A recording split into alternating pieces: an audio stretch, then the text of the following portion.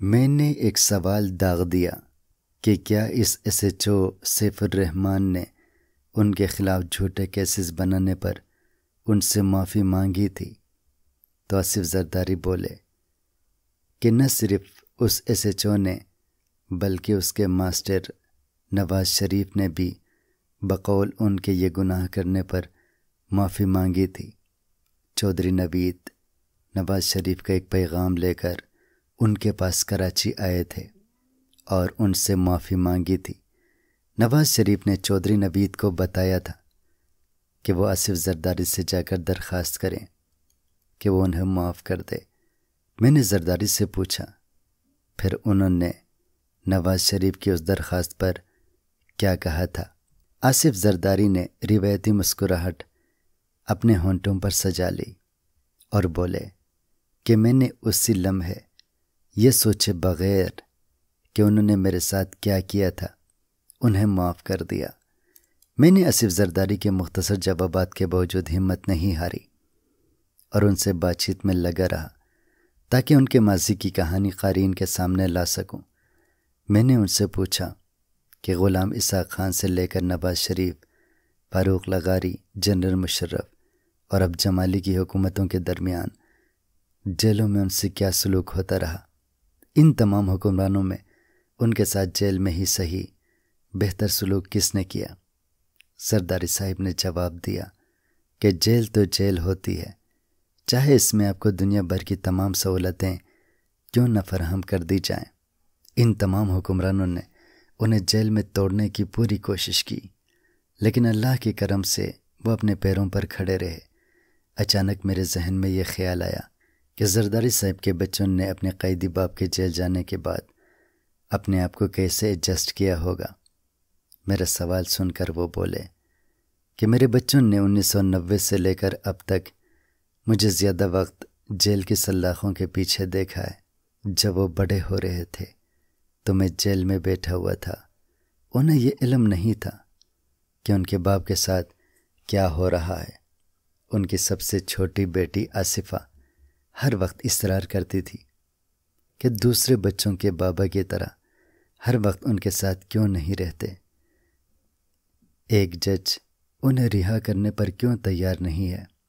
ایک دن تو حالت یہ ہو گئی کہ آصفہ نے اپنے باپ کو کہا کہ آج تو وہ اسے اپنے ساتھ جج کے پاس لے کر جائیں، وہ اسے خود لڑائی کرے گی کہ آخر وہ اس کے باپ کو چھوڑنے پر کیوں تیار نہیں ہے۔ آصفہ نے اپنے باپ سے کہا کہ اس جج کو یہ احساس نہیں ہے کہ ہمیں آپ کی کتنی ضرورت ہے۔ میں نے محسوس کیا کہ اپنے بچوں کی باتیں کرتے ہوئے آصف زرداری جو ابھی تھوڑی دیر پہلے مسلسل مسکرا رہے تھے، وہ نہ صرف سنجیدہ ہو گئے بلکہ جذباتی بھی ہو گئے۔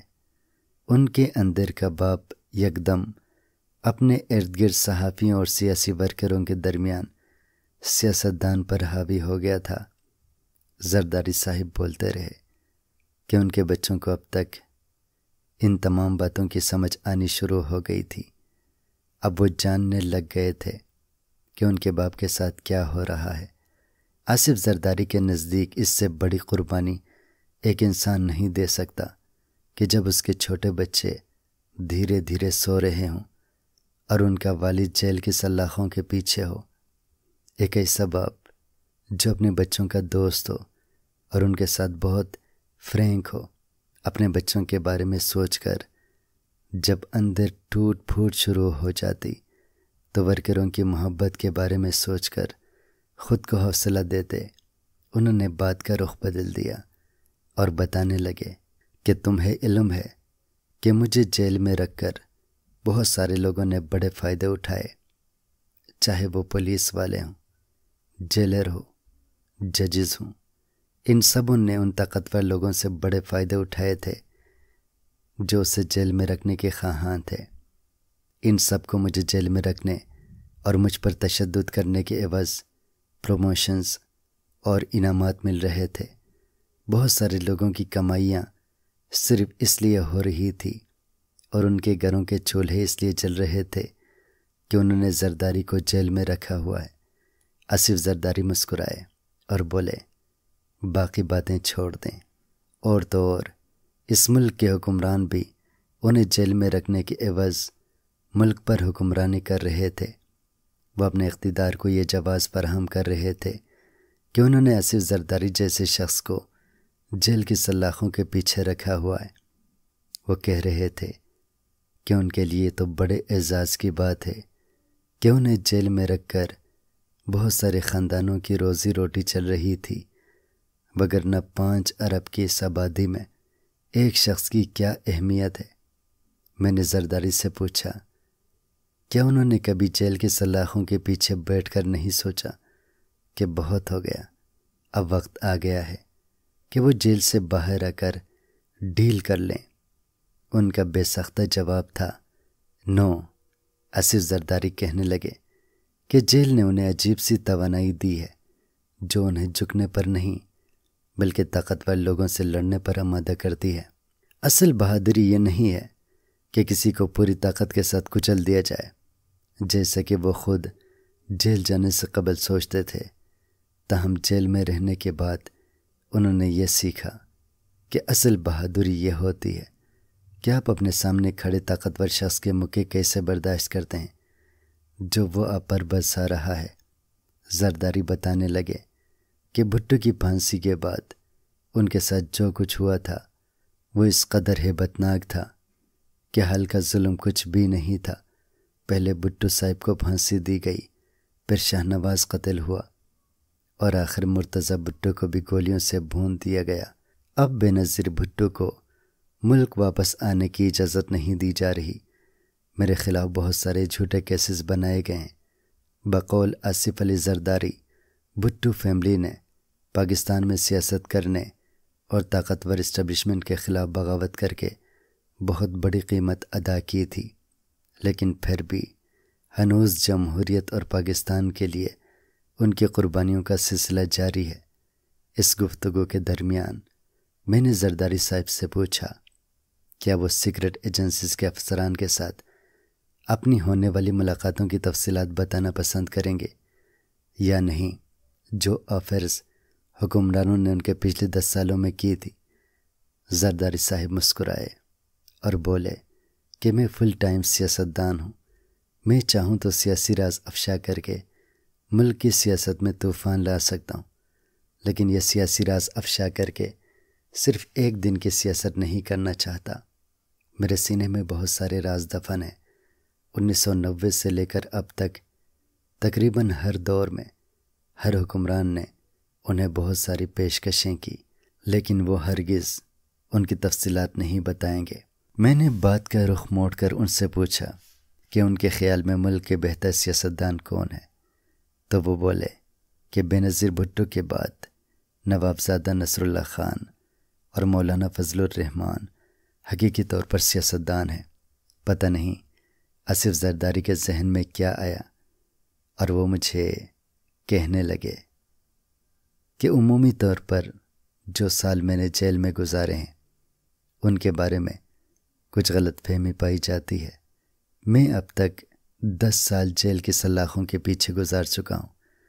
پہلی دفعہ نواز شریف کے دور میں 1990 سے 1993 تک، پھر فاروق لغاری کے دور میں 1998 سے لے کر 2003 تک جیل کی سلاخوں کے پیچھے رہا۔ انہوں نے بتایا کہ تمہیں ایک بات بتاؤں کہ میں 2004 میں جیل سے رہا ہو جاؤں گا، اور اگلے سال اس ملک میں نئے الیکشن ہوں گے اور میری پارٹی اقتدار میں آ جائے گی۔ آصف زرداری کی بات بالکل سچ ثابت ہوئی۔ 2004 میں انہیں رہا کیا گیا، جس کے بعد انہوں نے انتخابات کے لیے تحریک چلانے کی کوشش کی، مگر ناکام ہوئے اور پھر نیو یارک چلے گئے۔ 2007 میں واپس لوٹے۔ اس سے اندازہ ہوتا ہے کہ جب 2003 میں مجھ سے یہ ساری باتیں کر رہے تھے اور پیشن گوئیاں کر رہے تھے تو ان کے ساتھ جنرل ندیم تاج کے خفیہ مذاکرات چل رہے تھے۔ انہیں یقین دلایا گیا تھا کہ وہ اگر ڈیل پر تیار ہو جائیں تو اگلے سال انہیں رہا کر کے ملک میں نئے انتخابات کرائے جا سکتے ہیں۔ میرا خیال ہے کہ فوجی قیادت ان سے جنرل مشرف کے لیے آسانیاں پیدا کرنے کی خاطر جیل سے رہا کر کے محض جان چھڑانا چاہ رہی تھی، لیکن آصف علی زرداری کو راضی کرنے کے لیے وہ ملک میں نئے انتخابات کرانے کا وعدہ کر رہے تھے، لیکن فوجی قیادت ملک میں نئے انتخابات نہیں کرانا چاہتی تھی۔ وہ محض آصف زرداری کو، جو اس وقت اسٹیبلشمنٹ کے لیے بہت بڑا خطرہ بن رہے تھے، انہیں جیل سے نکال کر ملک سے باہر بھیجنا چاہ رہی تھی۔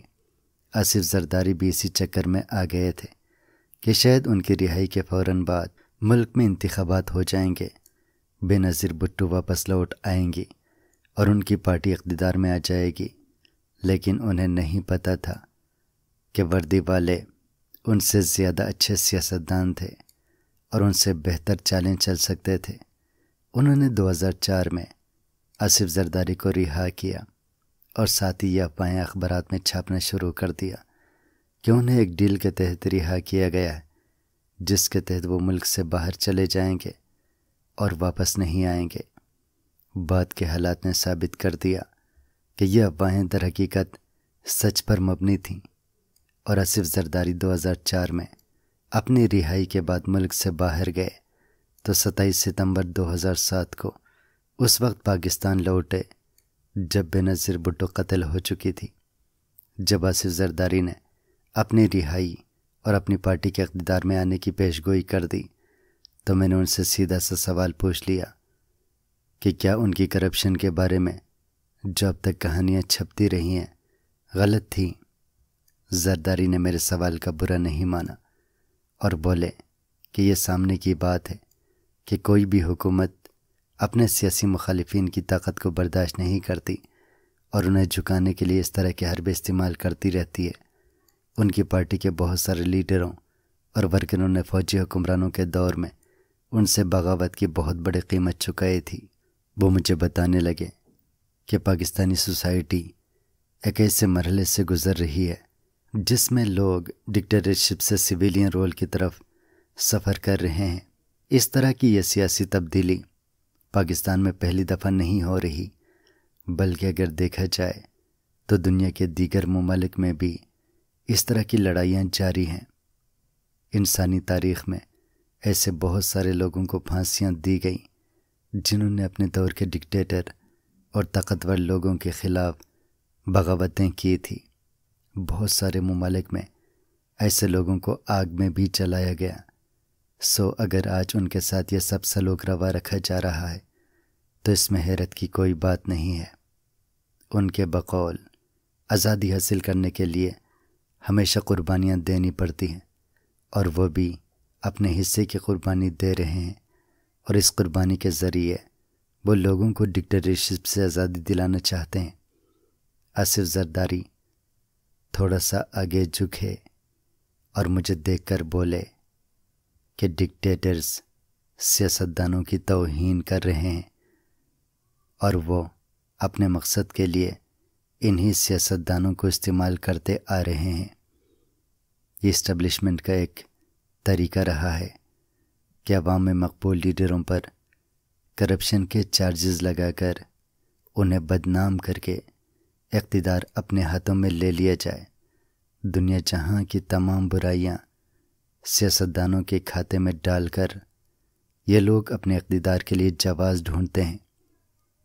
باقی باتیں چھوڑیں، آپ میرا ایک کیس ہی دیکھ لیں کہ میرے اوپر الزام ہے کہ میں نے ایک کار امپورٹ کرنے کے لیے کئی لاکھ کی ڈیوٹی ادا کی تھی۔ وہ یہ فرماتے ہیں کہ میں نے ڈیوٹی ادا کی تھی لیکن کم تھی۔ میں نے بات کا رخ موڑ کر ان سے پوچھا کہ زرداری صاحب، آپ کو کیسا لگتا ہے کہ آپ ایک ایسی خاتون کے شوہر ہیں جس ملک کی 2 دفعہ وزیر اعظم رہی ہے؟